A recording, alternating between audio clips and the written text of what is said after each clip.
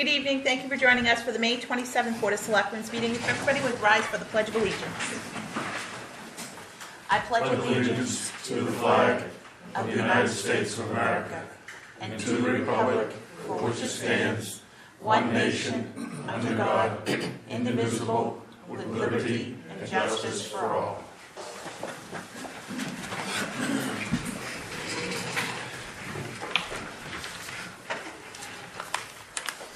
Okay, we'll start off the evening with a public hearing to hear comments regarding proposed amendments to the Zoning Ordinance, Article 7, Table 1, and Section 3D regarding docks. And where did Mark go? Oh, there he is.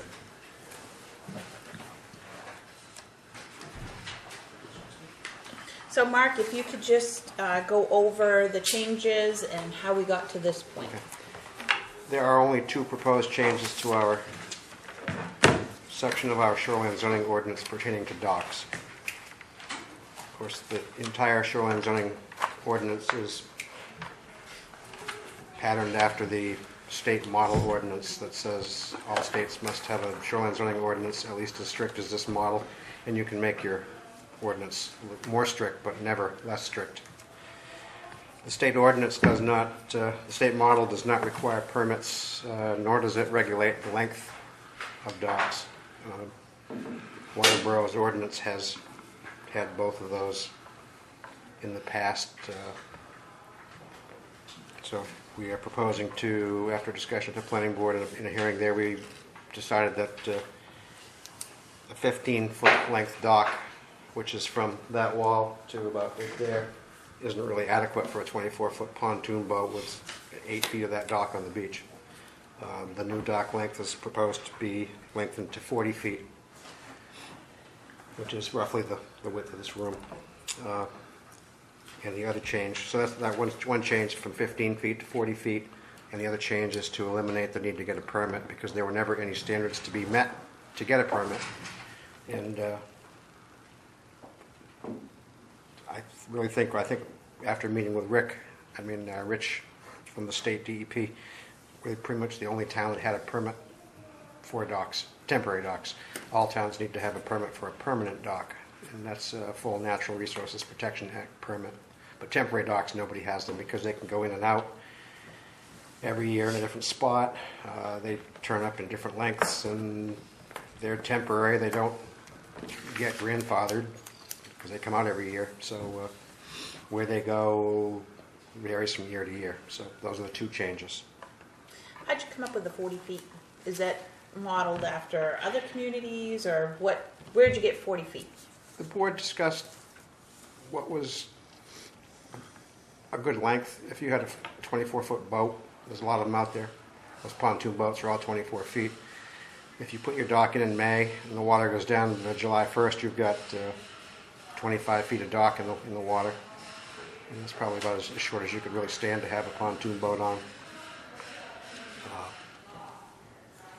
40 isn't really that long. Most towns don't have a length, period. The state model doesn't mention a length, the maximum length either. But we figured we should go with 40 at least. Any questions from the board? 40 foot. Is that a 40 foot long for the dock, and does that mean 40 feet out into the lake? The dock itself is 40 feet. So you could have a floating dock that is 10 feet from the shore and be 50 feet out into the lake. I guess if they were detached, you probably could. Any other questions? Okay, is there any But public? we've never regulated those, Yeah. period. So, the floating 8x8 dock with a ladder on it. Is there any other? Okay. Sure. I guess just to follow up, which begs the question, did the board have a discussion that 40 feet would start at high water mark? No, we said the dock itself could be 40 feet. Okay. I guess if you put it in May at the high water mark, and in July you want to move it out further. I guess a lot of these aluminum docks do have wheels on them. You can wheel it back out so that it's now 40 feet into the lake again. Do you think we have a definition of a dock that either specifically excludes or includes the walkway to get out to it? I wouldn't. I think the simpler the better. You define the dock without the walkway then, that was the intent. I think just the dock, that Okay. we didn't get into the specifics of what happens when the water gets low. Okay. I guess you still could pick it up and slide it out so it's 40 feet. The way we've got it written. So if somebody decided they wanted to build a 30-foot walkway out to a dock, I mean, realistic, they could have a 70-foot extension from the shore. No, it'd be 40 feet. The dock is 40 feet. Yeah, but what if they have a 30-foot walkway that's supported by blocks or something where In they're the water, walking? that's a dock. That is a dock. Yeah. How do you define a dock then? I mean, what if you have two 2x6s on cement posts or something? Or blocks, and then you have a dock beyond that. But you're gonna have a rock dock too, right? I mean, years ago, there was a few of those around, so how do you define where that starts and where I think it all becomes part of the dock, right? Well, I would think it would be, but I mean, you could have I don't know, I'm not sure if the definition of what you say is a dock here, is a dock, or is it an extension? I think Bridge-like we're- to get to the I think dock. we're digging a little deeper than we need because the old ordinance just said 15 feet. Well, I mean, we're trying to get a Yeah. new ordinance here, so I let's be clear about it. Okay. I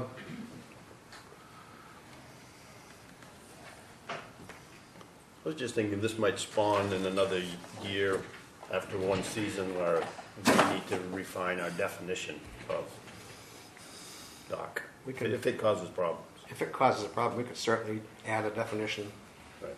of dock to the definition section, just much like there's always a definition of height of structure, how you measure a height of structure. You know, what point is it the low point of the building, but every code is different. But we can modify it later. If you want to have a definition of what's a dock and what's a walkway down to a dock. Well, I guess I'd rather have it done now than instead of going through the process and then modifying it later. Okay.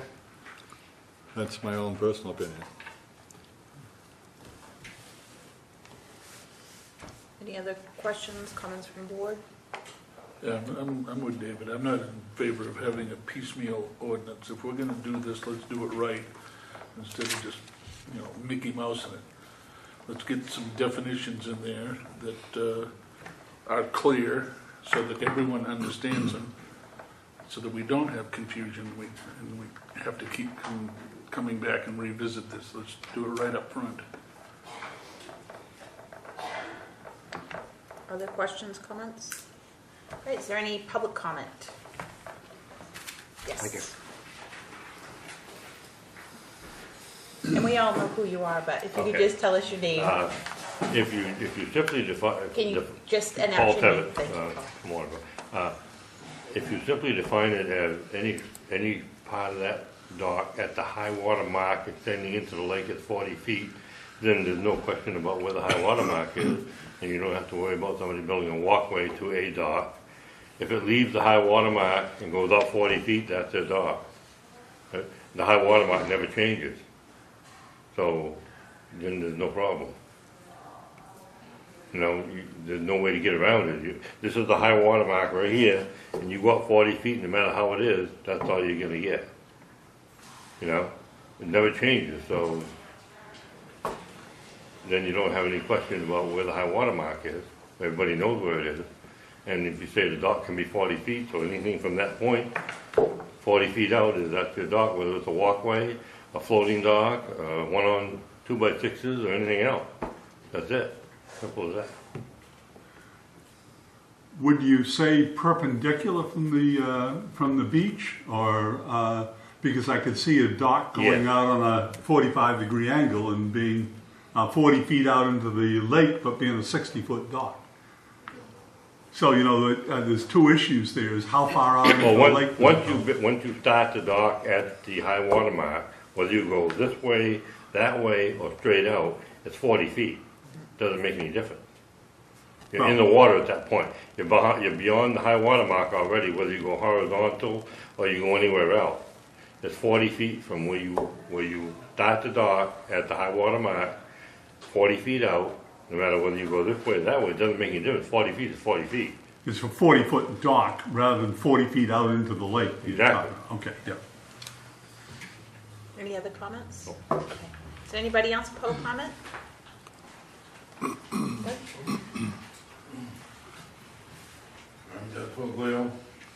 Hold on a sec. Is that mic all set, David, for Doug to stay there? Yeah, they can go ahead. Okay. Want me to get up there? That mic's good, so we're all set. I'm concerned because this ordinance does not say that anybody who puts in a dock has to own the land abutting the dock or have written permission from the owners of the land to install it. There are water bodies in the town of Waterboro where the property owners do not abut the lake. The lake, the water frontage is actually owned by somebody else. And this would allow anybody to put a dock in front of somebody else's structure without their permission. And I think this needs to clearly state that you either own or have written permission to install a dock on property that you do not own. I guess I would disagree with that, because I think as a property owner, if somebody puts a dock on your property, then you have the right to have that removed. I don't think the town should start getting into saying it has to be on your property, you have to have written permission, because that would be the responsibility of the property owner. If I own a piece of lakefront property and somebody puts a dock on my property, I'm gonna have it moved. It would be my right as a property What if you owner. don't own the property, somebody else comes and puts a dock up in front of your residence? Well, if the person that owns the property in front of my house is the one that's putting up or gave permission, then that's up to that property owner. And what if you don't, what if the property the docks are on belongs to the state of Maine? Then Then why they don't need to you get- have as much right to put them there as the next person? And why should that person just be able to go there and put their docks up without, and take all the land that's there and not allow anybody else to put up private docks there? There's got to be something in an ordinance that states that you have a right to put that dock on that property. If you own a property, then it doesn't matter. But if you go to Sherburne Lake, there's not one person up there that owns to the high water mark of the lake. Every one of those properties up there, property lines, are at least 10 feet from the high water mark of the lake. Albert J. Cameron retained ownership of all the land surrounding that water body. And you can check every deed you up there, not one of them says they have waterfront access. And if you check the property markers up there, there's not one of them that goes to the property line of the high water mark. So it creates an issue. If you own to the high water mark, then you have a right to put them there. But if you don't own it, and, you know, there's nothing in here that says that nobody can put a dock on private property. And so somebody's going to have an expense. People could go up there and put docks if they wanted to in Bob Fay Park, and then we would have to take them to court to have them removed. Or they could put them up to Gobeil Park, and we would have to take them to court to have them removed. I think that for no more effort than it would be worth, I think that this should clearly state that you either have to own it, or you have to have legal documents saying that you have the right to put the dock there. Other questions, comments? Well, without issuing any permits, Doug, how would you know people are putting the dock out there? I mean, right now, the way it stands, there are no permits. Anyone can put a dock up, and does anyone know about it? Well, at least if you did that, you'd have some legal ground to stand on as a citizen of this town, as a taxpayer. Do I have 6 inches or a sixth of an inch or some right to the lineal footage of say Goldbeal Park or Bob Fay? Well, not Bob Fay because it's owned by the land trust, but I think that you would have, legal ground to stand on if you said that you have to have some title. If somebody just went up there and put a dock up without the town's permission, then you'd already have an ordinance in effect that said that you could remove it. Otherwise, you don't have an ordinance that says you can remove it, and it gets into a lengthy court battle. But the town would be the one that would have to enforce that. And so then the town would be incurring the expense instead of the property owner. So then that gets dispersed to everybody who's paying taxes in town. But doesn't every ordinance? When you pass an ordinance, you ought to be willing to back up that ordinance with municipal funds. Or don't pass an ordinance at all. If you don't want an ordinance, don't have one. But if you're going to have an ordinance, have one that at least will stand on its own 2 feet, and the town should be willing to back it up. And we do employ a sheriff in town who can enforce town ordinances. So if it was put up without, if a complaint was issued to the code enforcement officer, he would turn it over to the legal department, which would be the sheriff, and he could go, and if the person couldn't prove they had a right, he would say, you got to take it down, and then if they didn't, then it would be a case to go to court. The issue then becomes, it's two-pronged. He has the ability to enforce the ordinance, but it's up to the town to prosecute that ordinance, because the district attorney will not prosecute municipal ordinances. One or two things has to occur. Either the town attorney prosecutes the ordinance at whatever rate they're getting, or the contract deputy would have to have attended a course from the Maine Criminal Justice Academy on municipal ordinance prosecution, and then the Board of Selectmen would have to designate in writing that he is the individual that can prosecute those. So that it entails some other things as well. But Let's not get too, I agree a little bit with Doug, but I disagree with what you're saying is, if we have an ordinance, you're right, we should enforce it. But when we have an ordinance, in my view, our enforcement would be somebody put in a dock without a permit. I don't care who they put it in, where they put it in. They didn't have a permit. Then I think we have a right through the code officer to say, you put a dock in without a permit, you got to take it out. If they don't take it out, then we have an enforcement action. Right? Well, with this ordinance, it eliminates getting a permit. I look at it as saying anybody can go up to the dam and stick a dock out on the end of it, and, there you go. Anybody can use the dam as a dock. Gary? I guess it's good that both Sean and Mark are here to maybe chime in on this question, is why do we not think that trespassing laws would not take care of this problem?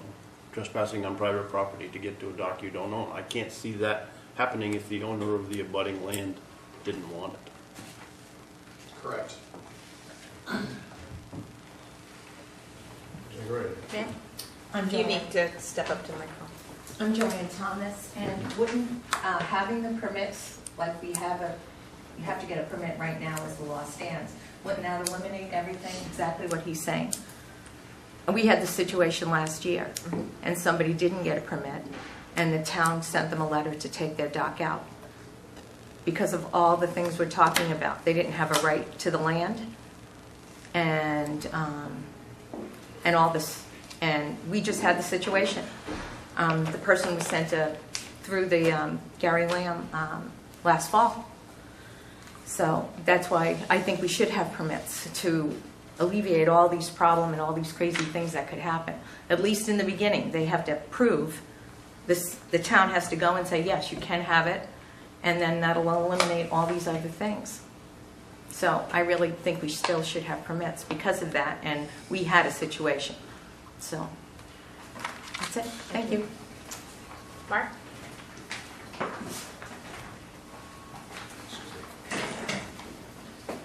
Trouble with the permitting process in the ordinance was it said you had to get a permit, but there were no standards that you had to meet to get a permit. It just said you had to get a permit. So there were no standards you had to meet. It didn't say you had to own this, it could be this, it just said you had to get a permit. So there were no standards to meet, so how could you turn someone down? I can't say you didn't meet the standards, there were none. I can't say to someone, I can give you a permit because you met the standards, there are none. The only permit I've ever seen that was issued here was to a gentleman who abuts the boat ramp at Gobeil Park. The prior code officer gave him a permit for 2 docks. And now he has a total of 3 down there. What in the world standard he met to get 3 docks, I don't know. But that's the only permit I've seen in the records I've been here for, coming through records for 2 years. I've only seen two permits for docks. And there sure is a lot of docks in the lake, and you know they come out every year. So if you, even if you had some standards that you had to meet this year, you take your dock out in the fall and you put it back in next year, there's no guarantee they're going to put it back in the same spot. They might, you know, in July they might stick it out so that you got to get your feet wet for 3 feet, anticipating that the lake's going to go down a little bit. I think just having the 40-foot length is appropriate. You get 40 feet of dock, whether you have it perpendicular, whether it's at a 45-degree angle, or whether you use 10 feet to go out, then you took 30 feet that way. You get 40 feet of dock, is what we planned on.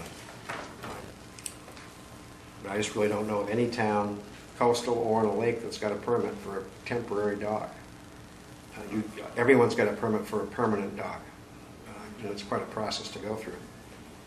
But I just don't know any town that's got a permit for a So temporary Mark, dock. I guess, and I guess I'm somewhat confused because I thought we were initially requiring permits. That language, none of that language changed, but as you go through this, that language doesn't exist either, that requires a permit. So if we don't require a permit, why do we really care how big it is? You got no, what you're saying is if you had some standards, you could issue a permit. That's The right. only standard you got, if this goes through, is 40 feet, right? Right. So, and there's no requirement to permit it. So I'm gonna go put one out for 42 and a half feet, okay? Is that, you know, what's the basis that the town's gonna say you gotta cut 2.5 feet off and you really don't have a standard other than the fact, and it does, I guess, further goes with the high water issue, it does say to the high water mark on the next section.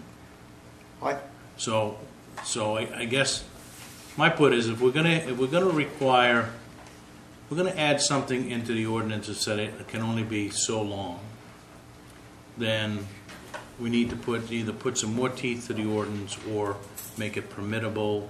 I don't care if it's a $1 a foot permit or whatever the case may be, but, and I understand that there's hundreds of docks in that never had permits, but that doesn't mean that we can't going forward say, you know, so that we at least have record of what you have in front of your cottage, and so that when somebody else puts one, you know, that interferes with yours, we have some teeth to the ordinance. Why wouldn't we require a permit? It's a temporary dock. I mean, you can go to 100 different books, and the lake associations have recommendations on how wide docks should be. They don't talk about how long they should be, but how wide they should be, and those kind of things. So, I mean, I think you either got to, you're all in or you're all out here. Either stay out of the business, Yep. or say, this is what we're going to do. It's 40 feet, can't be any less than 3 foot wide. It can only come from your property unless you have permission from somebody else. So from the high water mark, this is it. From this point on, you got to have a permit. The need to have a permit was actually from the land use table in the shoreline zoning ordinance. It's on the back of that cut sheet you have. Number 17 talks about piers, docks, wharfs, bridges, and other structures. Okay, It used to say, if you were different columns, different shoreline zones, how you get that approval. so temporary used to be. Temporary used to be from the CEO. Yeah. Was it Now what does yes mean? Means yes, they're just allowed. Okay. Like up, if you look up in the top, So the permitting was there before, nobody ever came in to get permits. that's correct. We did. So I guess that's my point is either, if you're gonna put some teeth into it, put some teeth into it, you can enforce or get out of the business. Okay. Any other questions or comments from Mark? Mr. Tibbetts?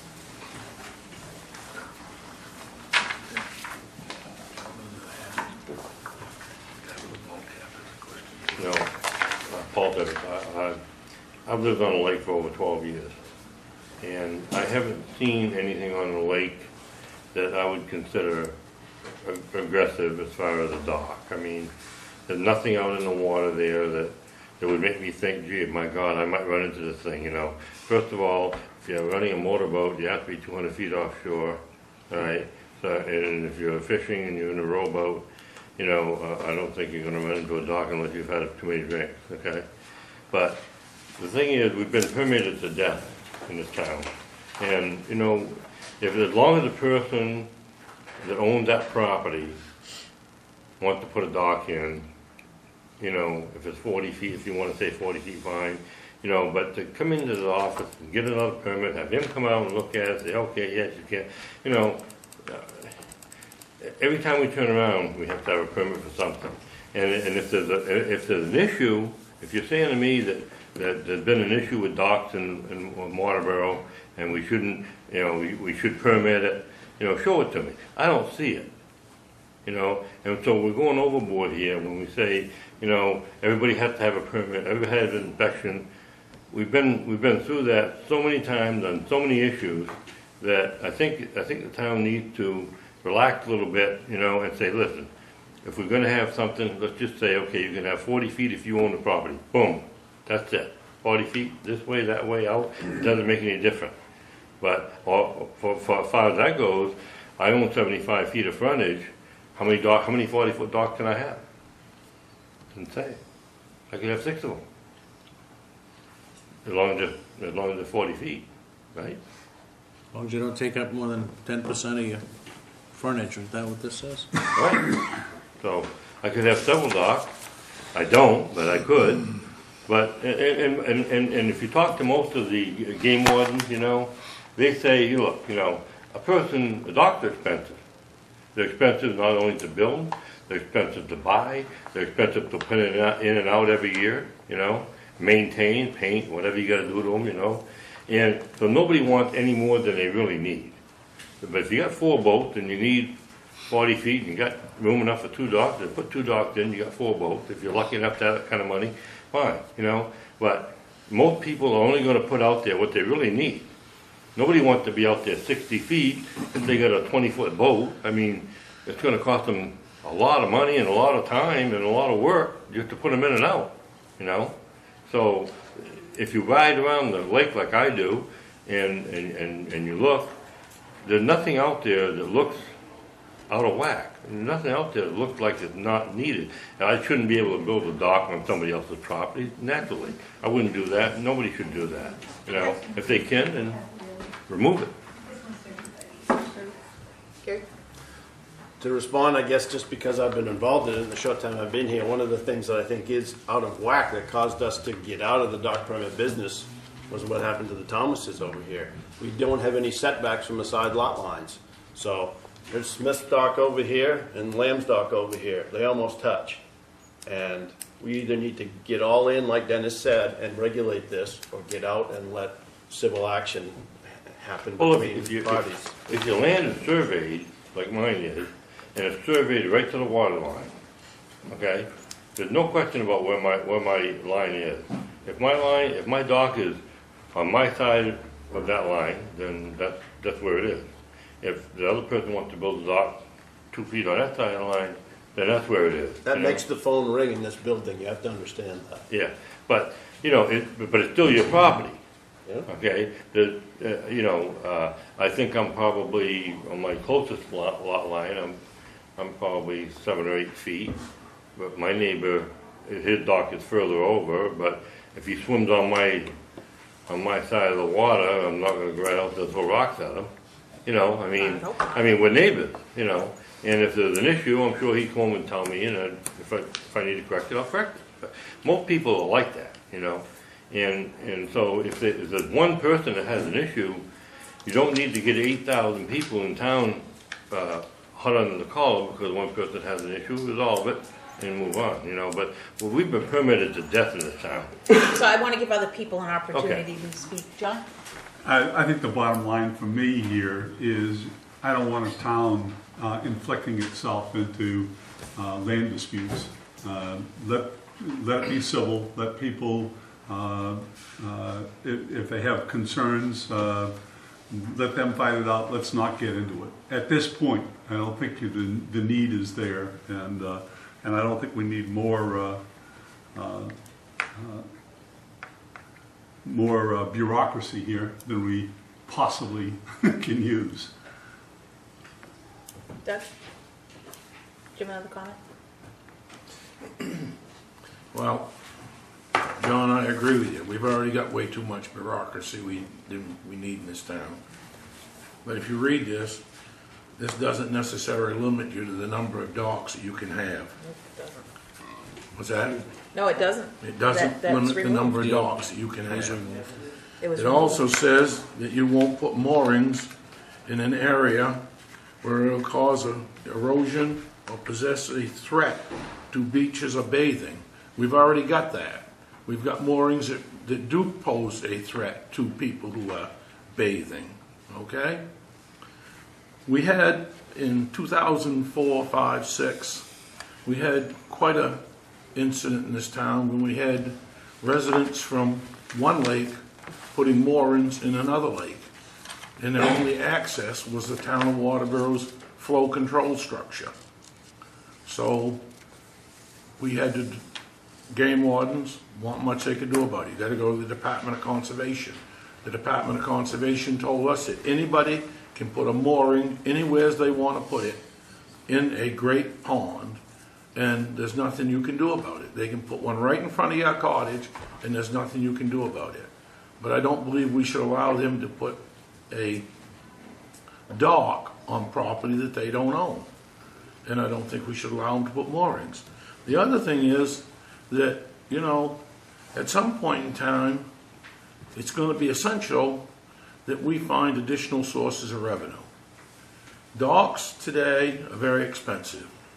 I guess the only one of you that's ever seen my docks is probably Tammy. But I got several $1,000s invested in those docks. And we tax people's property, and in some areas they tax you for your docks. And I think that, you know, I think it's essential that if we're going to pass something for an ordinance, it ought to be an ordinance that is workable, and it ought to be an ordinance that tells us what we got and how many of something you got. Because to just pass something just to say we got something else isn't the answer.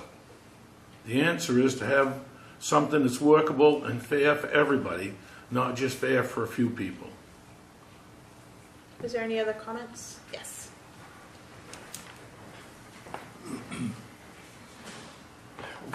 Robert Thomas, 46 Laughing Lane. If you go back on your website and you go back to building permits pulled, and you go back to a previous building inspector, dock permits were pulled and issued to this town. It's on your website, and it went by the standards that are on your website. Which, if you're going to put a limit on something, but you're not going to issue a permit for it, how are you going to go inspect it? How would you inspect something like that? That's one thing, and the second thing is, this lake is probably the biggest tax thing that the town has. This is what's generating all your tax money, is the revenue from the lake. And it's the people who live on the lake or just seasonal and stuff like that. And now all of a sudden you're taking away this issuing the permits and letting them 10 docks show up on state land, so there's another 20 boats sitting in there. And the lake's already classified by the state as a lake at risk because of the amount of boat traffic that's out there. And we keep adding more to it. I mean, there's people out there, the water's tested every 2 weeks. It's a lot of people they're doing invasive plant patrols out there. And all of a sudden, you guys are just taking one thing that's out there that you guys can do to take and say week apart to what our tax dollar is. And you're taking the permit and saying, oh, we're not going to do that anymore. But we're going to say, oh, we can have a 40-foot dock. You have standards for a permit already that are listed here. And they're listed on the back side there. They're there. And it just, all of a sudden, we're going to say, nope, we don't need to do that. Thank you. Any other comments? Okay. Is the board all set? Any questions, comments? Okay, seeing none, we'll close the public hearing. And we have next on the agenda to discuss, vote to approve the proposed amendments to the zoning ordinance, Article 7, Table 1, Section 3D regarding dogs. Is there a motion?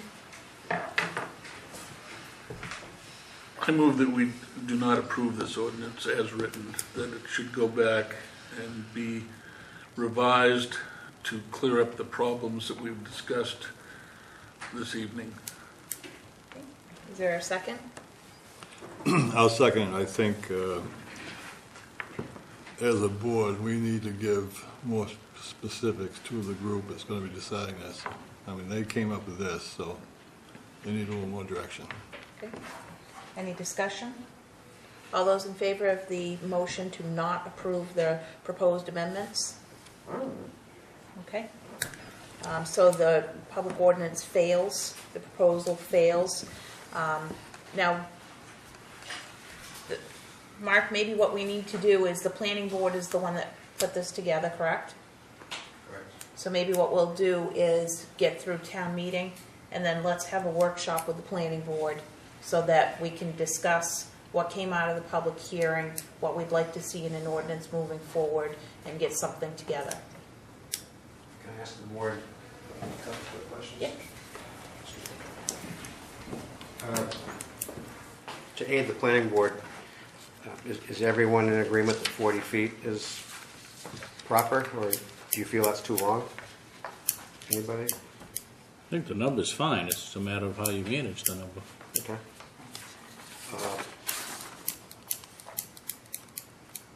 Do you think we should still have permits? Or work from that? I'd be in agreement with the permits, but I guess the decision could be made is how much would it cost for a permit? That seems to be the sticking point about being permitted to death. Okay. It may be as simple as just having the fee small enough to cover the administrative costs of putting it together without being exorbitant. They're already going to be taxed on, I would imagine, on the dock, because I think that's what Doug said. I don't know if that's something that we're currently doing or not, but it seems like the town would be kind of like double dipping there if that's the case. Now, is there any width of the dock? You can be 40 feet long. Could you be 10 feet wide, or does it say? We didn't rewrite the ordinance. We just took away the need to get a permit, and we changed the length. This is nothing new that the board created. It's the ordinance that's been in place since 1988. And I believe the planning board followed your suggestions, right? My original suggestion was 25 feet, and they went 40. But they did like the fact that there were no standards to get a permit. There still aren't. I'll pass this around. This is a page from the new shoreline zoning state model. It just came out a week ago. I believe the planning board and you felt that there wasn't a need because you felt it was unenforceable or not easy to enforce. I think it's unenforceable, to be perfectly honest with you, to go inspect 1,000 docks every year because they think they can go in a different spot every year. People can add to them, you'd never know if they did or didn't. The new aluminum ones come in 16-foot sections, so that's going to put most people at 32 feet. And they might have a little 6-foot ramp that goes from the rocks down to that 32-foot dock. It's unenforceable. You just couldn't do it. So I think that this is a good discussion to have in the form of a public. I agree. I just think, summarizing from what I've heard, is maybe it's impossible to do, but I think there's an issue of control over what's out on the lake and how it gets put out there. But then on the other end, the issue is, does the town want to get into issuing permits, having people come in and getting permits, and that's a process. Having our officer going out and issuing summonses, and then getting into the litigation piece of who owns the land, who has right of way, and do we, I think from what I've heard, we want to stay as much as possible out of that arena, and yet at the same time protect people on the lake. So I don't know how that's done, but those two issues seem to be the crux of this. I'll pass that on to the board. Thank you. Gary? Appreciate the comments, and appreciate Mark coming back up, because as we get back into this, the deeper you get into it, you're not going to be able to stay as far away from it as you want to, because you're talking about, ideally, to solve these folks' problems, you need setbacks for docks from the side lot lines to really fix some of these things that cause the phone to ring in here, and that's just another whole black hole of time. And I understand why Mark and the planning board wanted to get away from this because of the unenforceability of it. But when you do just the opposite, you need to be careful, and he knows what it's like, and so do a lot of other people in trying to enforce this. And What makes it unenforceable? The number of docks on the lake? well, just imagine do people have to have a survey so that they can prove where their side lot line is, so their dock has to be X number of feet from the side lot line. That's the only thing I can see where an ordinance would fix the Thomas's problem here, where docks almost abut each other. They're put right on the lot line. Don't they have deeds that define? Oh, yeah. Yes.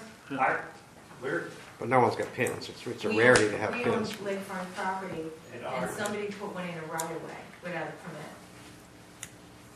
In a 16-foot area. We saw pictures of it last year. It was the two docks that were side by side, so you couldn't use the inside. Yeah, essentially Right. couldn't bring a boat in on the other side. No, right. I mean, if the shoreline looked like the front of this diocese, you're gonna That's have a dock headed that way, and you're gonna have another dock headed that way, so there's some requirements. Yeah, So, it does. yeah.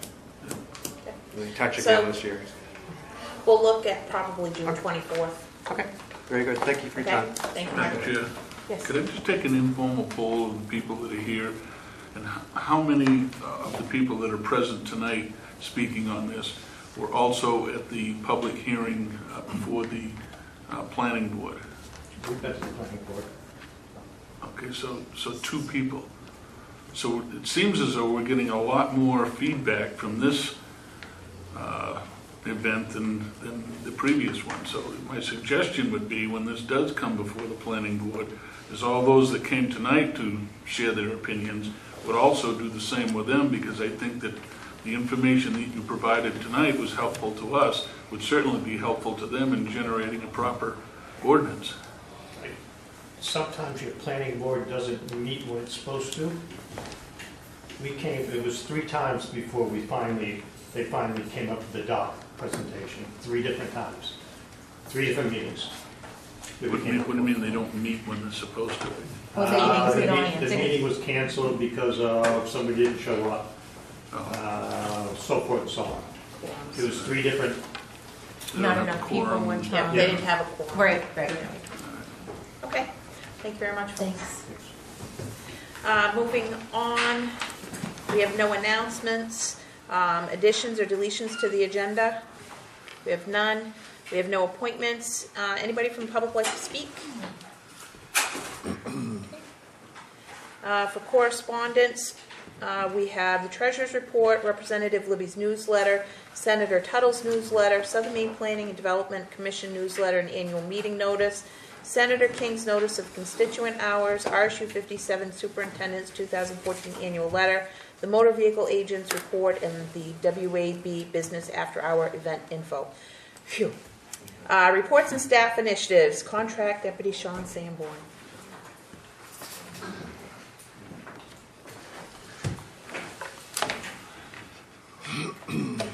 Good evening. I'm Deputy Sean Sanborn. I am the contract deputy for Waterboro, if anyone doesn't know me. One discussion that didn't come up about docks that we've gotten complaints about is fishermen casting lures close to docks where people are recreating.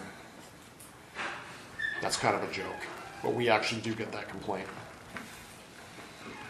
There might be a big bass underneath that dock. Well, yeah, they do. They are prime bass spots. I would suggest not casting a lure near a sunbathing person on the dock. They don't like that. Okay, I don't have a very cheerful report tonight, but here we go. I'm going to start out with ATV laws. The trails are open right now.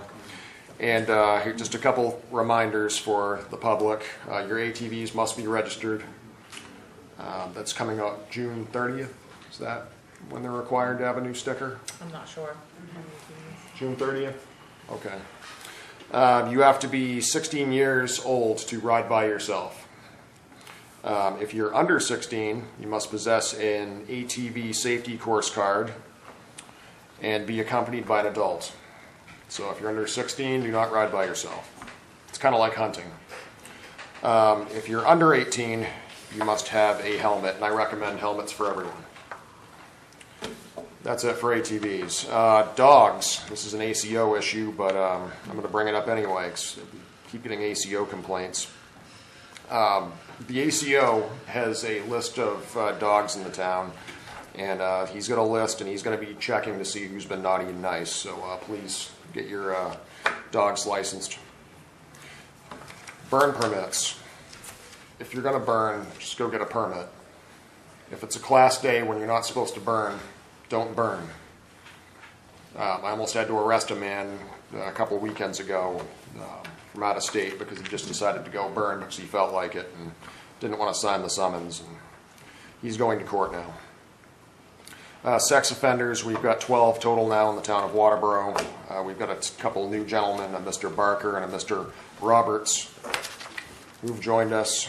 They are on the State Sex Offender Registry website. Just go to that site, type in Waterboro, and you'll get a list and photos of these gentlemen. Some good news, burglaries right now. They're at a low for Waterboro. We have a big map at the sheriff's office of the towns we cover, and it's a little pin map. And Waterboro, I was pointing it to the detective sergeant today, and I said, Waterboro looks good. And there's a couple neighboring towns that looked like a shotgun blast had hit the map. It was terrible. Hopefully that stays over in those towns. No offense to them and not us. So knock on wood for that. But while I'm on burglaries, just to remind the citizens, in spite of them being low, please continue to keep your valuables locked up. Lock your car, lock your house, lock your shed, lock everything. Just make it harder for people to steal your things, and hopefully the burglaries will stay at a low in Waterboro. Summertime's coming, so that means people are going to be growing marijuana out in the woods of Waterboro, and they're going to be having underage drinking parties in the woods of Waterboro. So if anyone knows of this activity going on, I realize marijuana is becoming more and more legal. However, I don't like controlled substances growing out in the woods that are available to our young people. So if you do have medical marijuana, it has to be in a locked space, which doesn't mean the woods. And if you do have a medical marijuana card and can grow marijuana, that doesn't mean you have 6 in your house, which is legal, and 80 in the woods behind your house. That card won't cover those 80 plants. All right. So while we're on drugs, heroin. This is a excerpt from an article written by Dr. Mark Publicker in February of this year. Just bear with me. This is a CNN opinion. Substance Abuse and Mental Health Services Administration data from 10 years ago show the annual number of treatment admissions in Maine increased from a little more than 9,000 to almost 14,000 from 2005. Check that, from 2002 to 2005. The same data indicated we had one of the highest rates of prescription drug addiction among adolescents and young adults in this country. We still do. It's only been recently that the rest of the country has awakened to the crisis. In 2011, the Centers for Disease Control and Prevention called prescription drug abuse an epidemic. Maine was highlighted as having one of the highest volumes of prescription painkillers sold.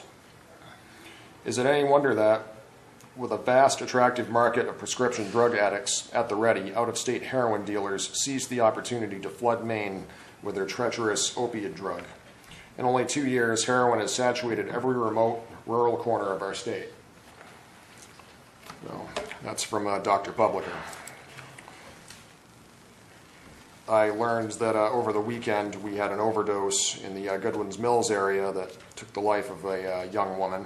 I didn't know who it was until today, and I learned that she's the daughter of a man I know and get along with quite well. I don't believe she's going to be the last one if this trend continues. We've got a big problem with this. Like Dr. Publicker mentions, we've got a lot of prescription drug issues up here, and these synthetic opiates have caused, a lot of people to become addicted, and the street price for these, the illegal street price, is shot sky high. So these addicts, unfortunately, are turning to heroin, which is cheaper, and the people running it up the turnpike into Maine they're only happy to help them out with that. So I think it's going to get worse before it gets better. And along with that, unfortunately, comes armed robberies, burglaries, thefts, and things that can fuel these people's addiction. So things have been quiet as far as major crimes in Waterboro for the most part. We haven't had any major incidents in a while, but with this heroin thing coming, it's kind of like storm clouds on the horizon. So I hate to say it, but hang on. I think we're going for a ride. I haven't seen it like this since I worked for Buxton Police, and heroin was a big deal, about 10 years ago. It's coming back, and it's going to be a problem. So that's all I've got about that. My final statement is to everyone that called in tips and volunteered their time during the Jaden Dremsa search, thank you. Good job. Any question from the selectmen? Like I said, it wasn't going to be a cheerful report. Gordon?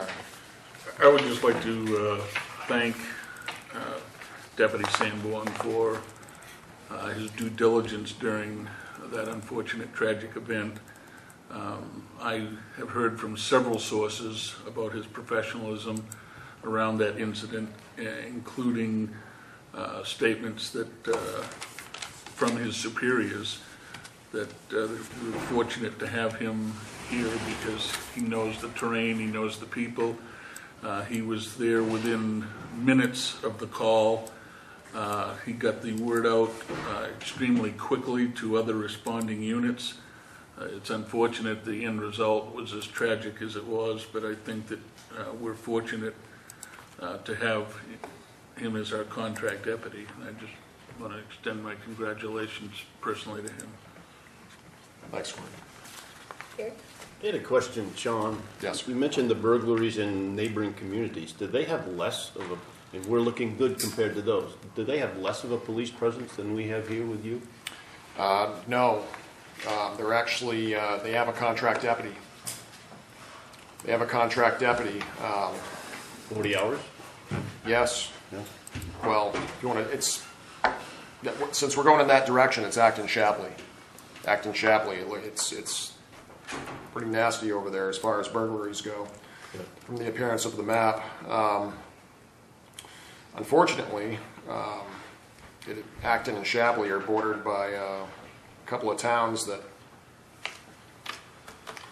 in my patrol days, had questionable characters in them.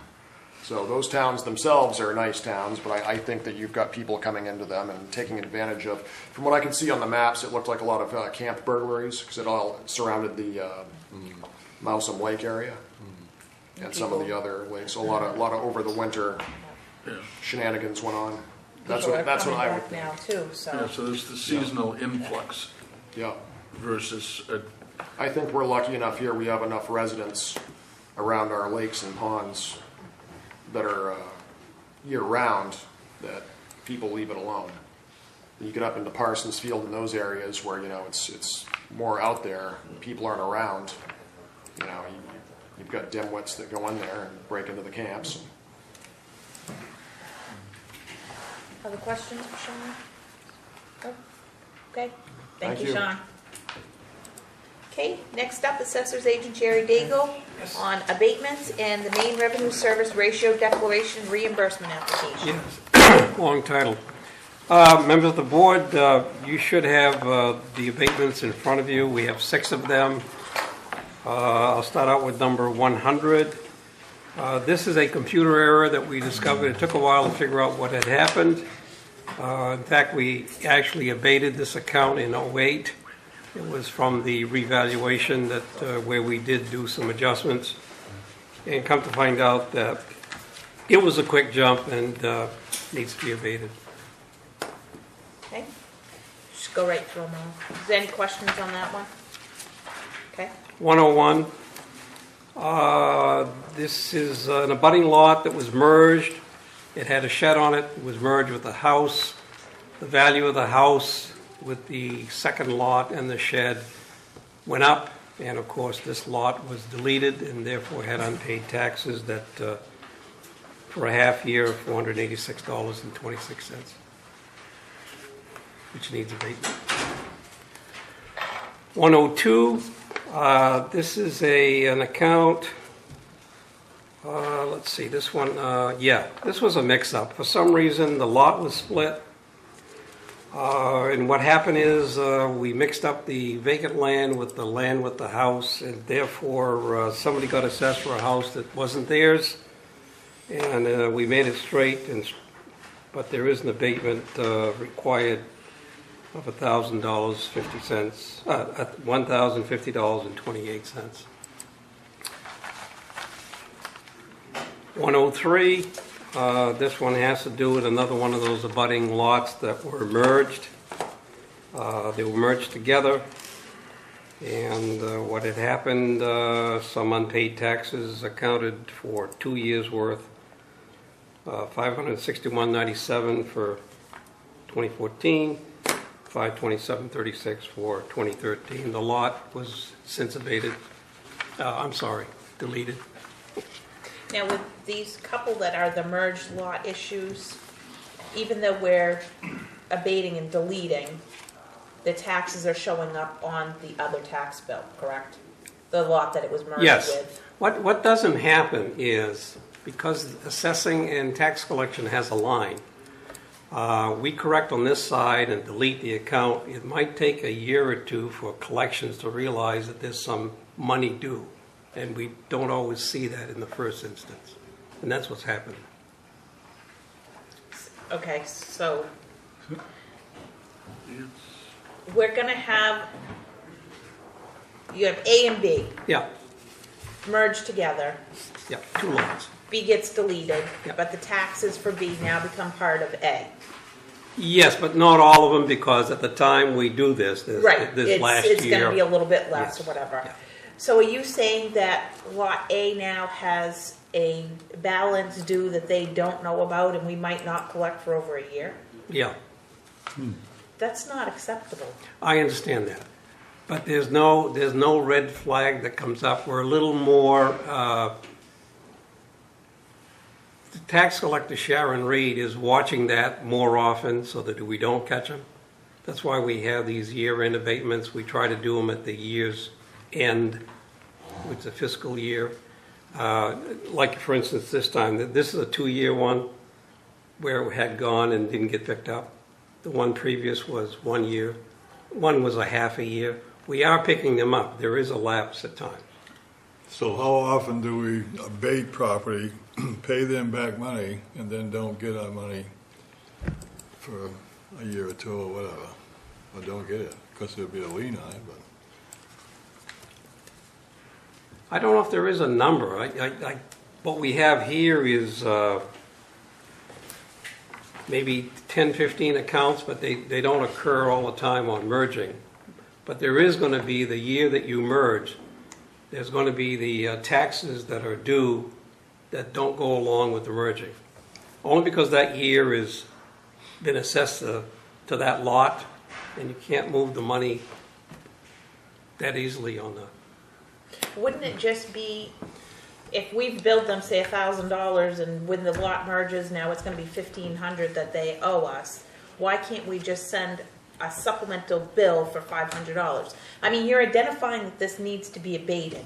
So why wouldn't there, when you leave here tonight, be a conversation with Sharon to say, okay, we've abated this, but we have this account now that is gonna have a balance due, and then that supplement get generated? Well, we should have that conversation way before, so we wouldn't have the lapse, or at least the amount wouldn't be hanging there. What it is one fiscal year, and then another fiscal year, and we're talking about the one back here that left the payment. So we're not talking about the current one. Okay. So we have to go back all the time. We can't do it in the current all the time. We have to kind of. The merging takes place FY14. If there's any balance, it's going to roll into 15. All right, to follow up on what Tammy's saying here, can what she said be done? Are we restricted by law to follow what we're discussing here right now? How much flexibility do we have here?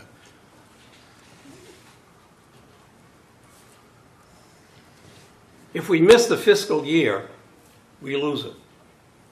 So in other words, if we wake up in FY15 and we didn't collect all the money in FY14, there's no way of getting over that line. So you can't go backwards? No. So this But money- you can abate, you can give money back for, We don't give it back, But you we just abate it. we can abate the past, but we can't collect from the past at the same time. No. I thought we could collect the 3 years of back taxes. Not these. These are, sometimes when they're merged like this, they're not always the same owner. Sometimes it's a new owner. But the thing is, once you commit the tax for FY14, you either abate and collect or delete in that 1 year. And then the next year, by that time, that lot's been merged, like the one with the shed, we get the full payment again, and we keep on going. Do we get anything from the Registrar of Deeds when two properties are combined into one? Don't We get, don't we yeah, get some- we'll get them. They'll be like after April 1st. We're 6 weeks behind from the county to get a deed. It takes us 6 weeks, sometimes a little longer. Why can't then that be the red flag that generates the supplemental tax bill? What I'd rather see, rather than seeing the supplemental, Gordon, is catch it at the time we do the merging early enough to be able to say, by the way, we got this problem with this tax amount that's going to become due if we don't do anything. Well, it seems, We usually wait. seems that 6 weeks is certainly a lot quicker than a year or 2 years in identifying what the problem is. I agree with you. So at that 6 week mark, shouldn't that be the flag for us to jump on that right then so that we don't lose that revenue, and which would perhaps negate us doing a tax abatement? I don't know if you can eliminate it altogether, but it would lower the amount. Yeah. I would like to see a plan proposed to us, or to Gary, a plan for picking this up in a timely manner and acting on it. So we're not getting these abatements and giving up a year's worth of taxes on properties. We're losing money here Yeah. at a time where Well, we can't. I'm not sure we're losing it all. We are picking up sometimes that sum. But if we're behind and we're missing an opportunity in fiscal year, because it's beyond fiscal year, if it's a 2013 when they merged and we missed out on that opportunity, we're losing money as a municipality. If you want to look at it that way, yeah. Either that or we look at them as uncollectible. I'm looking at it as, this is money that we should have in our town hall, and we don't. Yeah, that we should have collected rightfully. Yeah, Tax bills went up. well, yeah, the taxes are committed and they're gone. I guess what we're not doing is jumping over again, there's the line of assessing to the point where the taxes are committed and the bills hit the mail. And then it becomes a tax collection issue. So we're not always able to jump that fence that quick. But we issue supplemental tax bills all the time. Well, that's later though, yeah. So why can't we jump the fence with a supplemental tax bill? Well, we could explore it, yeah. Yeah, but I'd Some like of these are uncollectible only because the tax bill also involves transferring of the property during that fiscal year. In FY15, the property is sold. We don't find out until the next year. There's going to be a point where you're not going to be able to collect that tax if it's a transfer. It kind of falls off. That's only if that 6-week window that the Registrar of Deeds gives you occurs at the end of the fiscal year. So it's split between one fiscal year and the other. At any other time, we should be fine, right?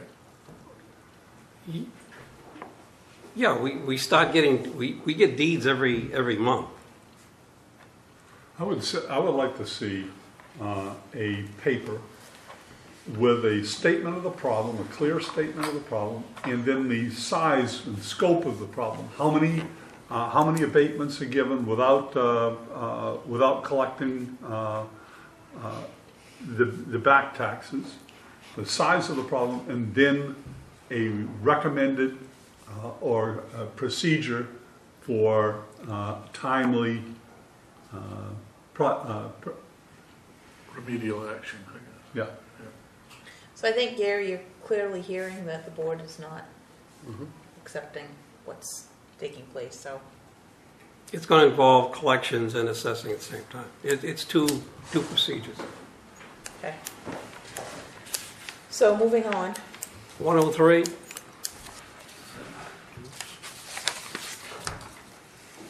Oh, we did this one. This is the Yeah. one where the two lots were merged and had 2 years of taxes. 104, Dayton Sand and Gravel, but it's not to do with the gravel. It's to do with a transfer error when the land was split with the Carpenters. The Carpenters have done an awful lot of land division. And what happened is it was assessed to Dayton Sand and Gravel in error and should have been assessed to a person who had purchased the land from the Carpenters. That is an abatement of $830.90.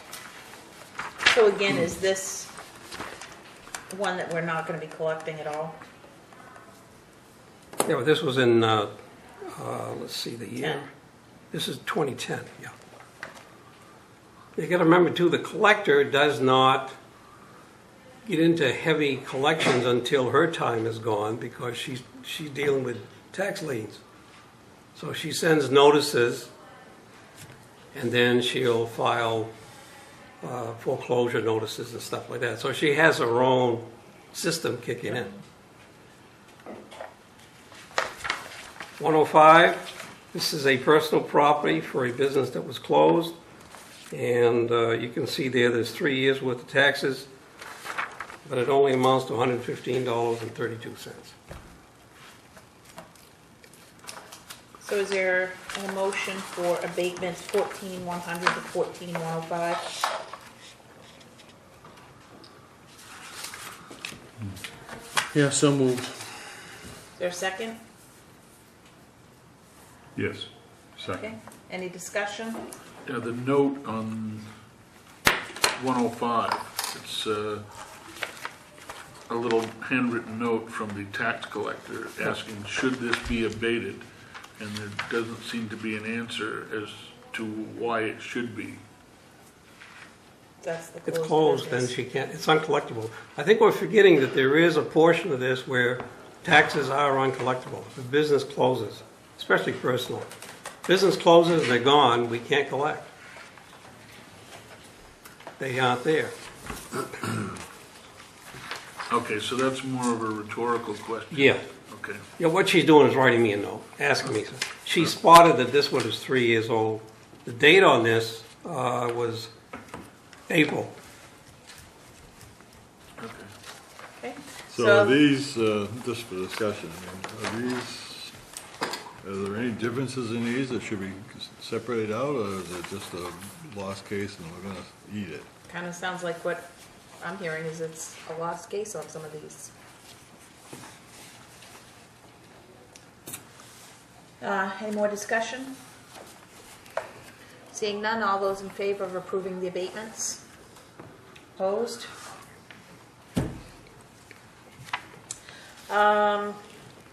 Ratio declaration reimbursement application. Yes, this is the annual form that we need to file with the Department of Revenue. And this is how we get our reimbursement. They reimburse us 50%, 25%, which they'll hold off until a year from now, but they will give us 75% sometime in July. And we have 1,674 homestead exemptions. And those are worth, let's see, $16,740,000. And the state figures out the amount that will come to us. So, with that, you need to approve it and sign the form which you have before you with red flags. Okay. Is there a motion to approve the service ratio declaration reimbursement application? So moved. Second. Any discussion? All those in favor? Okay, so we'll get that signed into you. I'm sorry? We'll get that yes, signed yeah, and- yeah, good. Thank you. Okay, thank you, Jerry. Yep. Selectmen's reports. Gordon? I have nothing to report, thank you. John? I take that back, I'm sorry. I do. Go ahead. And I'm gonna need some help because I'm having a senior moment against Charles, his last name that's on the Public Safety Committee. Drapo. Drapo, thank you very much. He was elected president of the Public Safety Committee. Chair. The chair. I tell you, I'm having a senior moment here. Yes, he's the chair of the Public Safety Committee, elected at the last meeting. So that's all I have to mess up tonight. All right, John, you're all set. Dennis? I got nothing. David? Just one thing, are the polling places and the town meeting place gonna be publicized? There seems to be some confusion out there, which is what and where, and Well, it's on the website. I responded to your email. You might not have had a chance to see it. The warrant is there with those descriptions. I know that there's one ad that went in the local paper here for when and where. okay.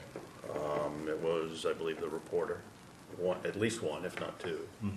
I don't think it went in the Journal, but it might have. So it has been advertised to some extent. Okay. Yeah. Is that something we can reasonably post on the bulletin, that outside letterboard, outside town hall? After tonight, that's what's going up. Okay. We left your meeting date on there for tonight, and we're gonna change it tomorrow to town meeting and election. Making those more prominent on the website too, in the center of the homepage, they're in the news bar right now. David Woodson had asked me a question. I'd responded to David Lowe about getting him to pull that information out of the town warrant and put it in a little more prominent banner so that all you have to do is open the town website and boom, it's gonna be right there in front of you, so. Make that change, within the next day or so. That's good, thank you. The York County Budget Committee is hard at work getting the county budget done. We met last week and got a lot of it reviewed with the county manager. Tomorrow night we have the Sheriff's Department and the District Attorney's Office that are coming in to make presentations. By state statute, we have to be done by July 1st. So even though we are scheduled to meet every Wednesday, if it gets crunch time and we're not going to be done by July 1st, we'll certainly start adding a lot more meetings in. But basically, the budget came in relatively flat this year.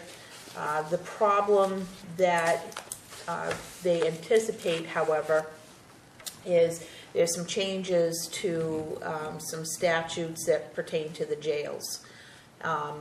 The state basically wants to change the way that the jails are being run, with the state basically taking them over. If that doesn't work, then they're looking at just giving everything back to the county. Either way, we're looking at potentially a multi-million-dollar hit to county government pertaining to funding of the jail. So this is certainly something that the county manager is keeping a very close eye on. He's been very active, participating in legislative hearings and whatnot. And it's something that we're probably going to need to pay close attention to, because obviously a couple $1 million hit to the county budget would certainly impact all the municipalities as well. So more to come on that as information becomes available. Town Administrator's Report. Thank you, Madam Chair.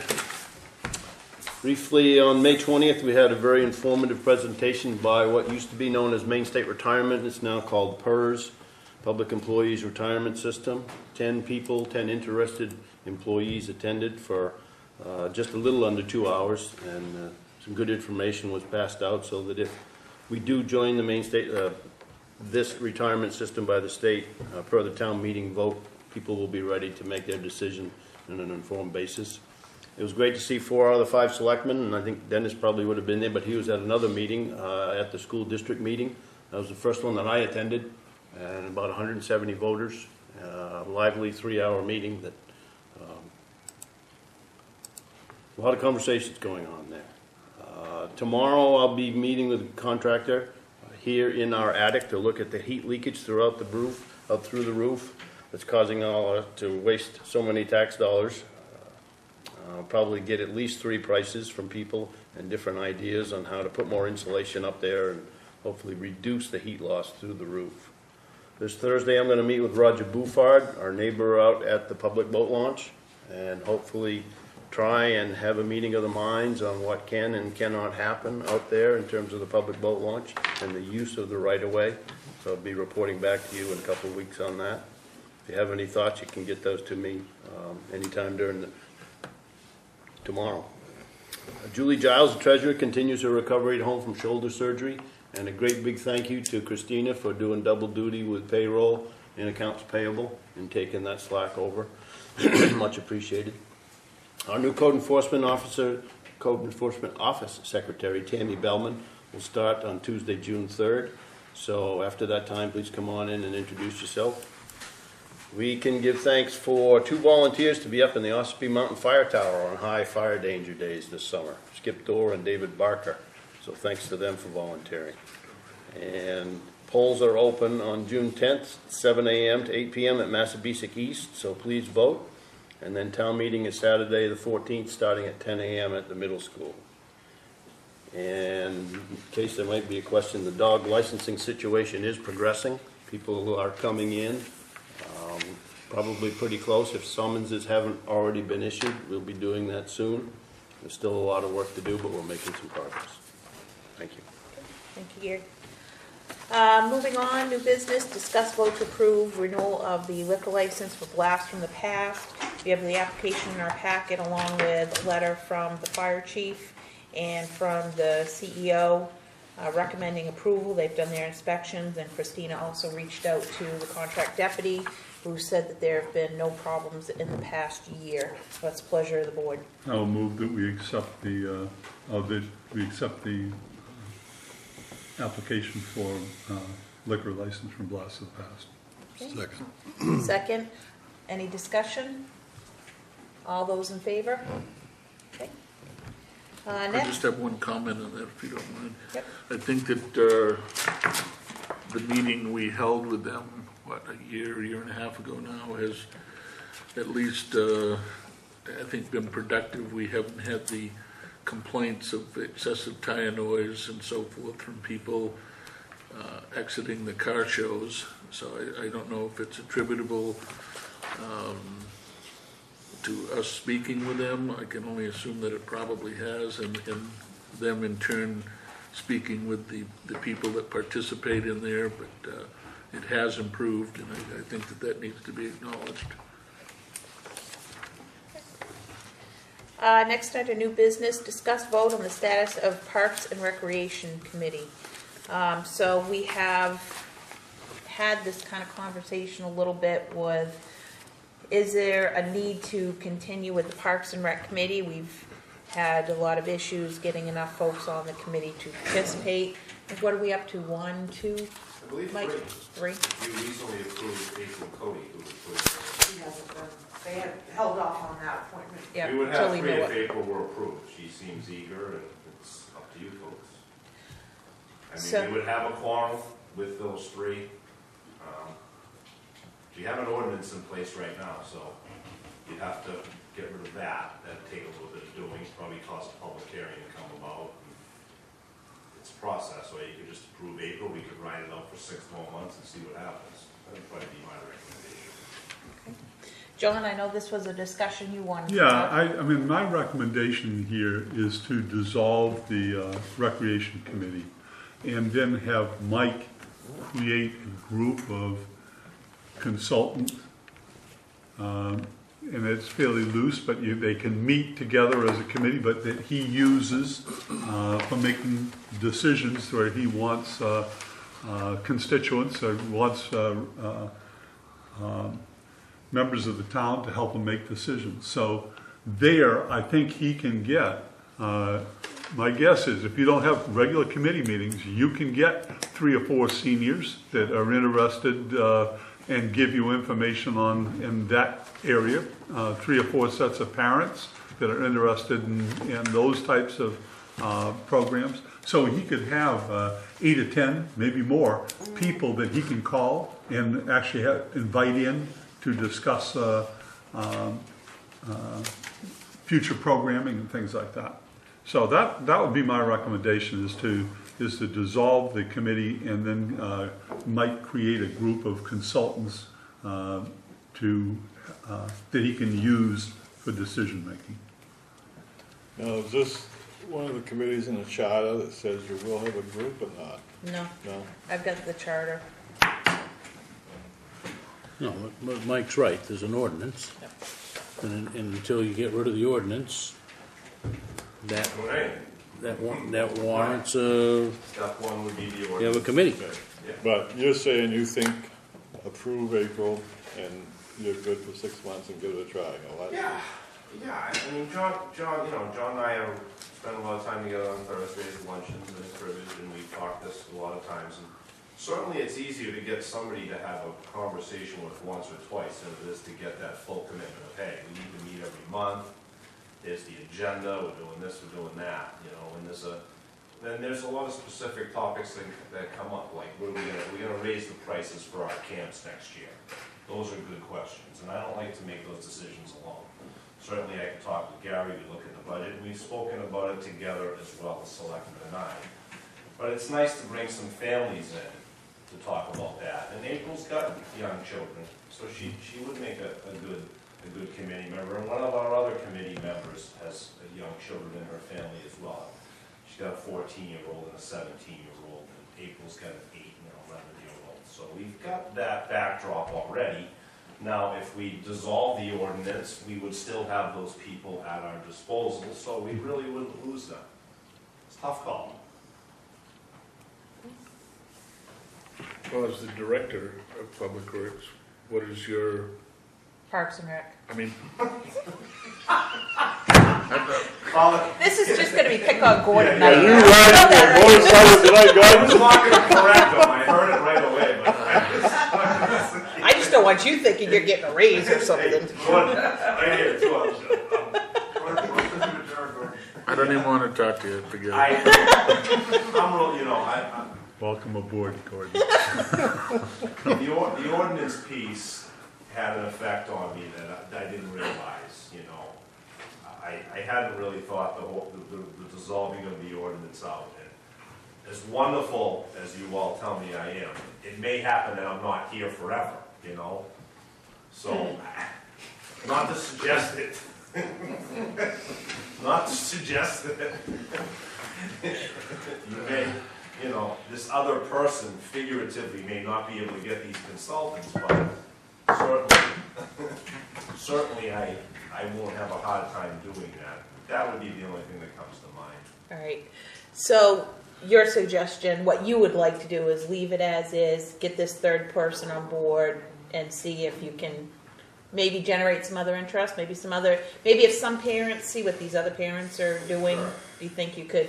Yeah, I don't want anybody to say that he doesn't want any help dissolve the ordinance, and that's not the case. We've had thriving committees in this town before of 7 people with a waiting list, and you know, we've had 25-year members of this committee. Don Martin, I bumped into him down at the park the other day, still going to watch games and talking and asking me how it's going. Donnie Mondor and Bob Davis and Bob Gook. We've had amazing people do this for a long time, and I feel like if we turn our back on that ordinance, we may never get that back. I mean, when would we ever reinstate an ordinance? So I'm reluctant for that piece of it, and I apologize, John, for you know, not just going, yeah, you're right, let's do it. No, hey, whatever works, Mike. The Yeah. problem is that the finance, geez, good discussion. Catching it. I hope it doesn't permeate down the board. Keep it on that Recreation side. Committee has not been a functioning committee over the past 3 years. Right. So, and we have been talking about streamlining the committees, so this came up. However, I mean, you have your 3-4 people and that kind of limps along, fine. But then the other, you can also do the other. You can also have a group of people that you can call and ask for consultants. Yeah, thank you. Yeah, no So- problem with that.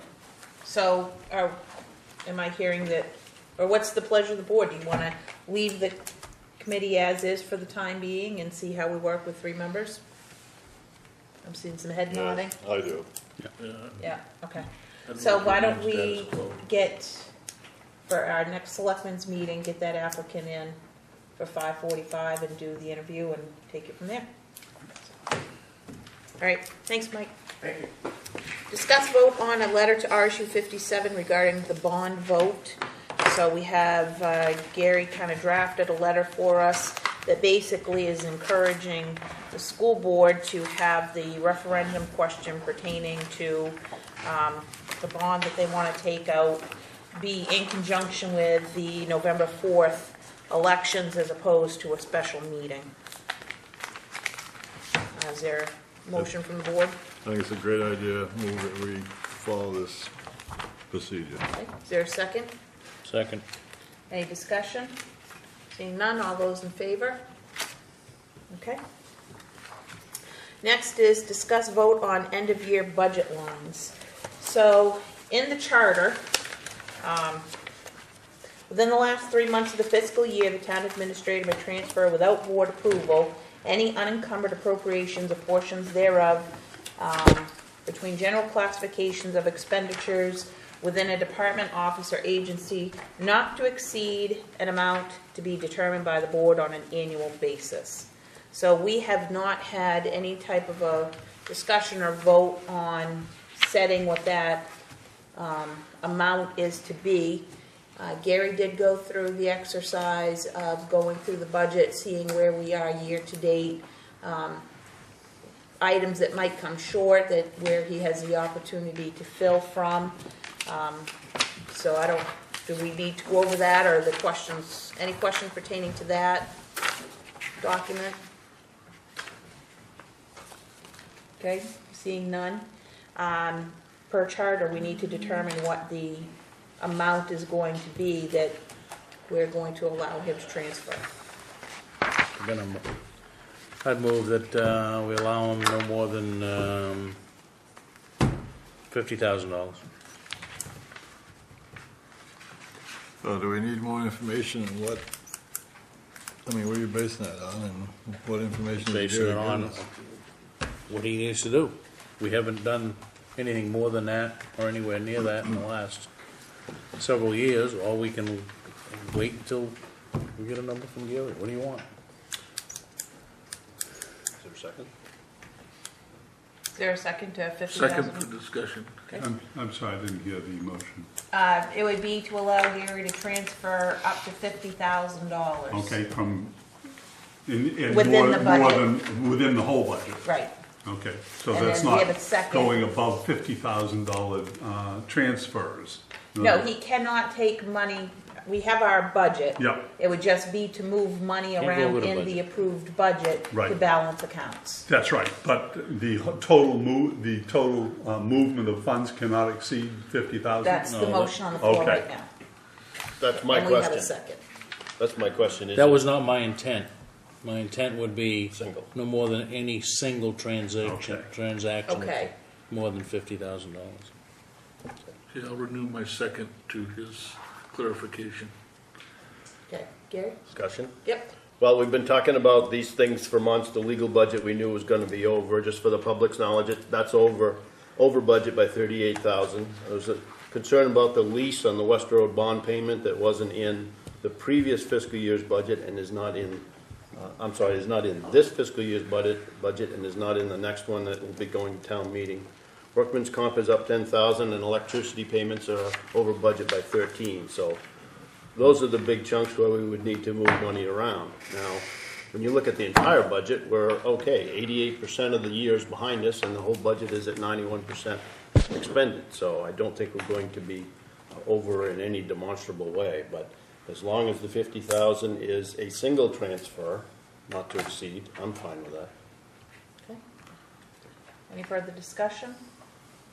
Seeing none, all those in favor? Okay. Thank you. We have no old business. Other would entertain a motion to sign the minutes of the May 13th regular meeting. So moved. Second. Okay, any discussion? All those in favor? Wait, was I at that meeting? I missed one, but I don't know when. I should say on the minutes. Hang on. Yes, you were Yeah, there. you were there. You were there the 13th. Okay. Okay. That was the one that, Would entertain a motion to sign the minutes of the May 20th special meeting. So moved. So moved. For second. Okay, and Dennis was not I there was for not that there one. for that one. So all those in favor of that? Okay, and we have one abstention. Pending decisions, town charter change to establish public works department.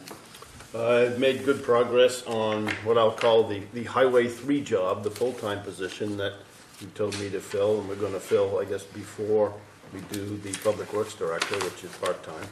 So that's progressing along, and I want to try and get interviews before the end of June would be nice. That's my goal. Okay. The week's action. Madam Chair? Yep. On that, just to make it clear for the citizens of the town, because I have heard some concerns about having a part-time public works director, when clearly the charter calls for that to be a full-time position. And it should be known that the board has made the decision to phase this in gradually as the duties become greater and greater. We didn't want to just have something that we're biting off more than we can chew right at the beginning. So that there is a plan in place to ultimately have that as a full-time position. Just a point of clarification, there's nothing in the charter that says that it's full-time. Okay, then, okay. Okay? We've been hearing that, but I don't think that's accurate. Yeah. I think that's the general impression that people have of that position. Yeah. And I don't know that we are intent on making it eventually a full-time position. I think that's still open for debate and discussion as it moves along. Yeah, and I think we had, certainly, it's not cut in stone, but I think we did have that discussion that we would ease into this and see where it takes us, so.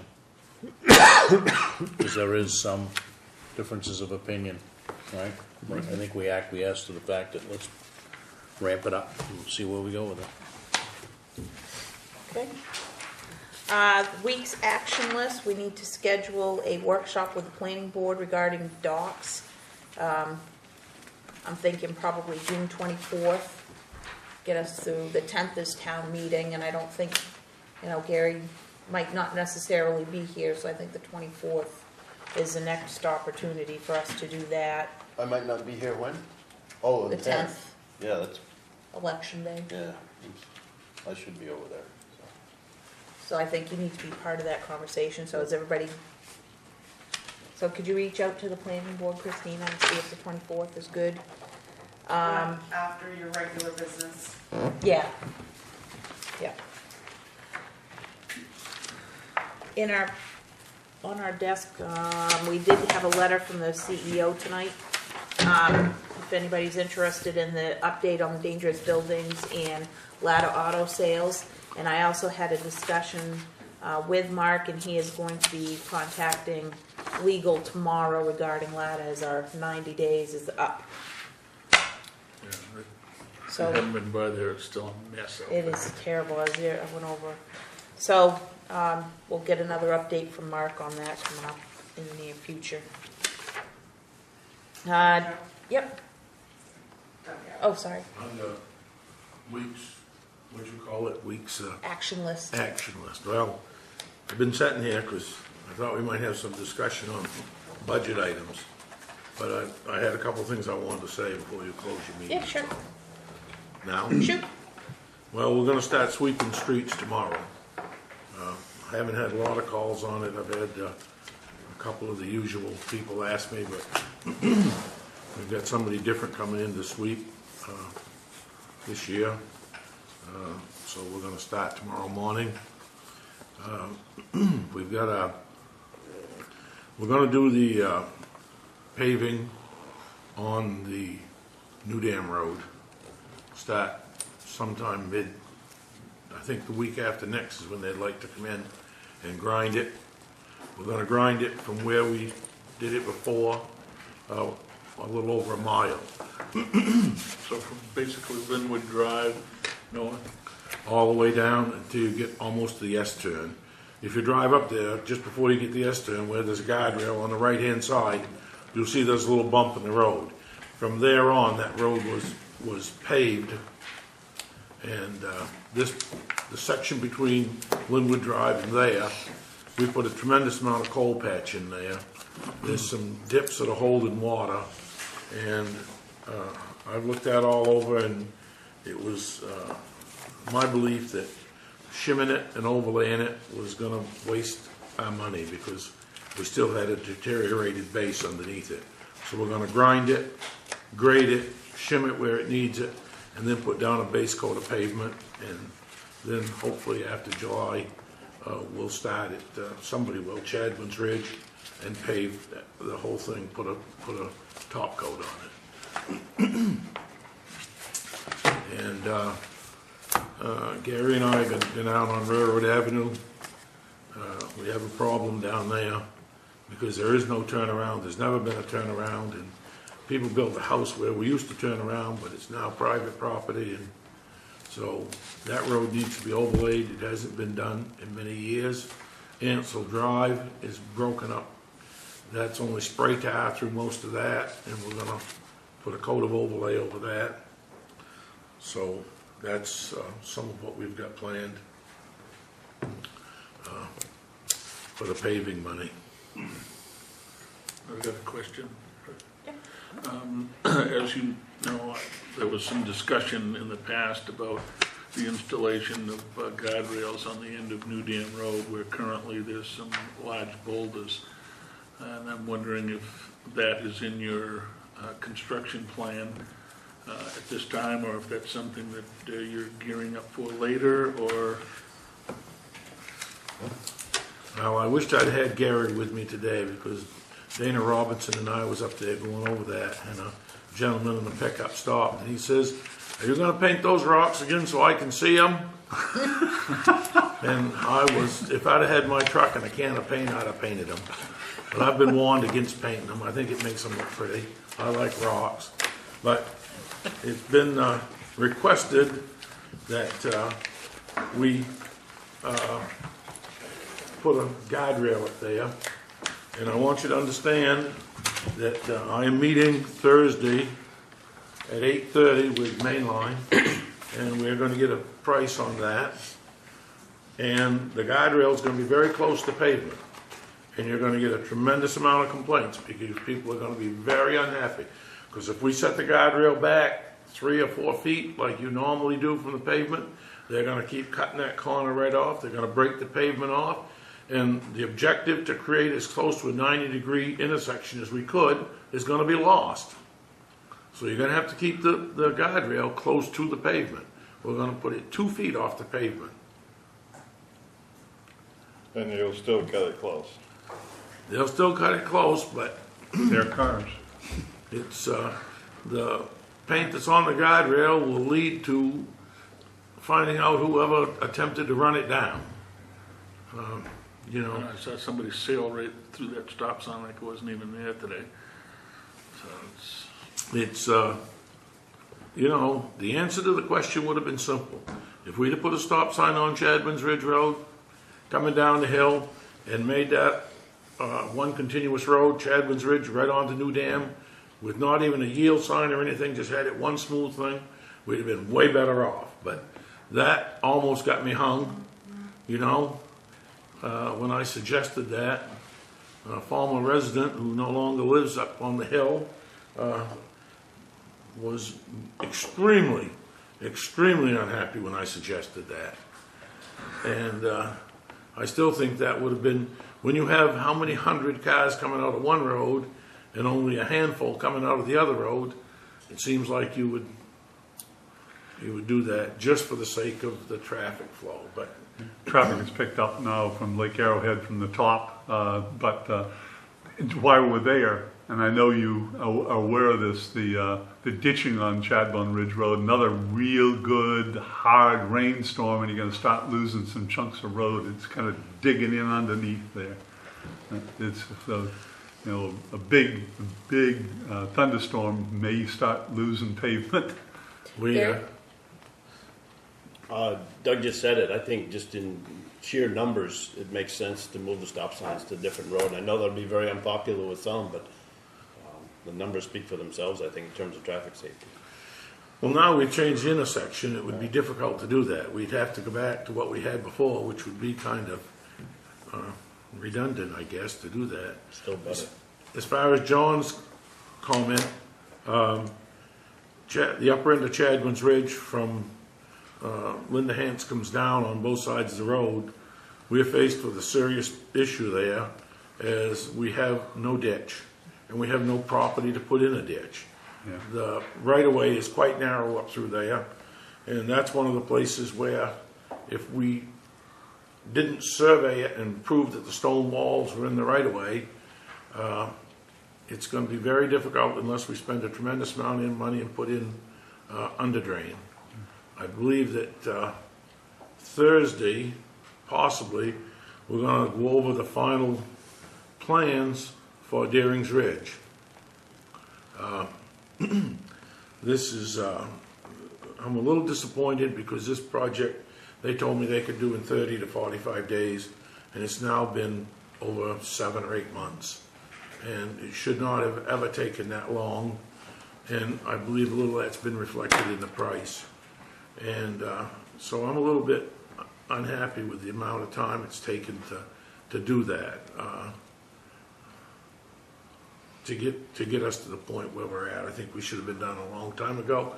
It wasn't done so that we could have a projected figure, and I could tell you exactly how many feet we could spend for how many dollars that we appropriated, because we didn't know exactly what it was going to entail. Is that part of the hill there, is that in need of riprap on that steep part of the hill? Or is that where a real expense would come from? On Chadwin's Ridge? Yeah. Well, the problem is, in order to have a ditch and have riprap, you need at least 5 or 6 feet of room between the pavement and the wall, and that's just to create a reasonable thing. If you leave 3 feet of a shoulder, you need 8 or 9 feet and 10 feet, and we don't have that anywhere up through there. The answer there, would be a paved guppy, would be to underdrain it and put in some catch basins. If we put in riprap, we haven't got, and put in stone check dams to slow the water down, we don't have the room. The other thing is somebody give us permission to take a hole in the stone wall and let the water run out on both sides and therefore not run down, and put a level spreader out into the fields on both sides. The water coming down, dispersed into a level spreader, would disperse over a bigger area, and you wouldn't have, there are ways to fix it, but we'd have to have easements and go on private property, or we gotta move some stone walls, or we gotta put in under drain, or we gotta pave the ditches. Have you explored the possibility of getting easements? I have not. I think, would you? I mean, I think that would be the best way out of this situation. Do you think that or not? If we could get an easement to run the water, that would be a way out of it. Yeah. What's that? I think that might be possible, but I'm not sure. That whole property situation is a little bit. Would any of those easements have the potential for, I guess, degrading the ability for resale of that property at some point?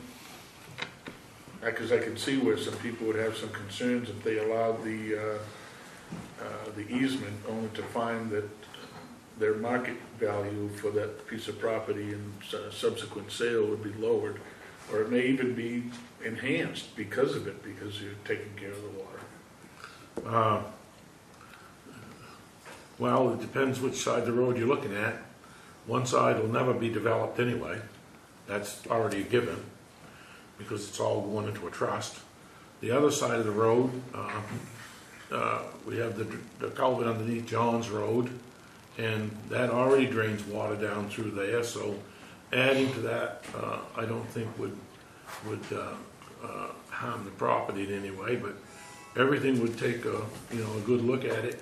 And I'm not sure that it's possible on both sides of the road, because we have going up the hill on the left-hand side on Drown's side of the property, we'll call it the Drown's side, that property, part of the way up the hill is much higher than the road surface, so we'd have to be down quite a ways before we could dump the water.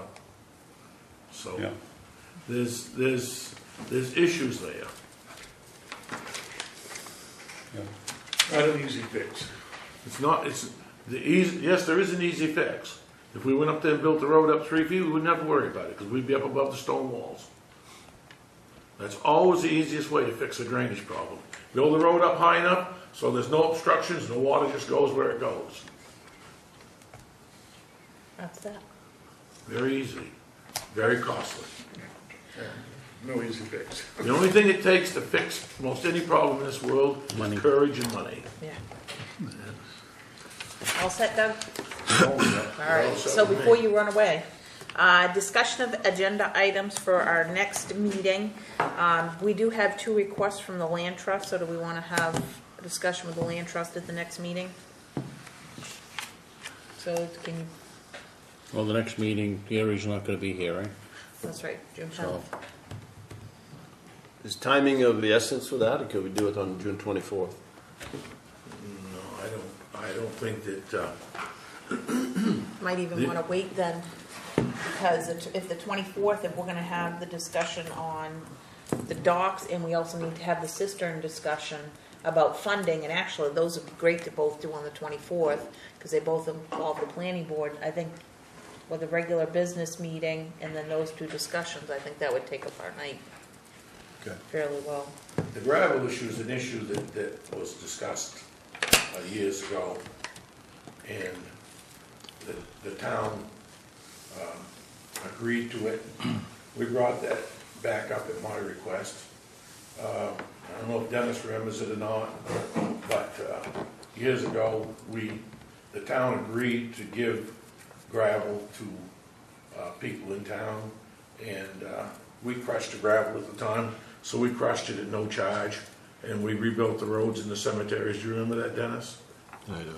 And so this issue is You know, if the town was reimbursed the cost of crushing, that's really the issue. If you just go along with being reimbursed whatever the cost of crushing was, then that's the only difference, because they're willing to reimburse the town for that. The So- other one, that's probably the more urgent issue. The other issue about the building, you know, we'll take an answer when we can get it. Now, this gravel for the ATV and snowmobile club, is that for driving purposes, or is it just fill, Doug? I mean, what is it used for? Well, you have down to the snowmobile club, you have meetings. Mike has his luncheons down there, and the driveway is in need So it's of, for the parking area? is in need of repair. Yeah. And while we was asking that, on the land trust, we have people from both the snowmobile club and the ATV club. And when we discussed this, they asked if we wrote a letter, if we would include them.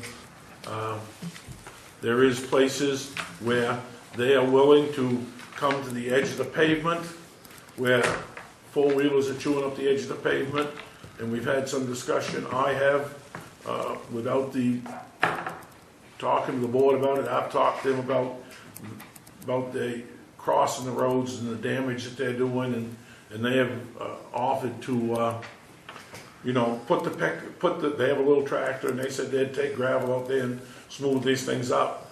But, you know, again, sourcing the gravel was an issue, So put the gravel on the tents, and, you know, might not need Gary for that, but the other one I think is a bigger discussion. Yeah, because we're essentially out of crushed gravel we are on the zero end of our gravel pile. in our pile, right? Okay. Anything else? Item needing signature, the minutes from May 13th and May 20th, blast from the past liquor license, the abatements, the Maine Revenue Service ratio declaration and reimbursement application, and the letter for RSU 57. Reminders, June 2nd at 6 p.m. is the community garden at the Old Town Hall. June 4th at 7 p.m. the planning board is meeting. June 9th at 5:15 the 2020 Master Planning Committee is meeting here at Central Station. Monday, June 9th at 6:30 p.m. the 12-town group is meeting here at Town Hall. Tuesday, June 10th from 7 a.m. until 8 p.m. it's Election Day at the Massabesic 8 East Building High School, and the Selectmen will be meeting on that date at 6 p.m. here at the Town Hall. June 11th from 10 a.m. to noon, Senator King's has office constituent outreach hours here at Town Hall. June 11th to 5 p.m. the Economic Development Committee is meeting Town Hall, and at 6 p.m. the Road Review Committee is meeting at the Old Town Hall. June 14th at 8:30 a.m. is the cribbage tournament at the Old Town Hall, and on June 14th at 10 a.m. will be the annual town meeting at Massabesic Middle School. With that, would entertain a motion to adjourn. So moved. Second? Second. All those in favor? Thank you and good night.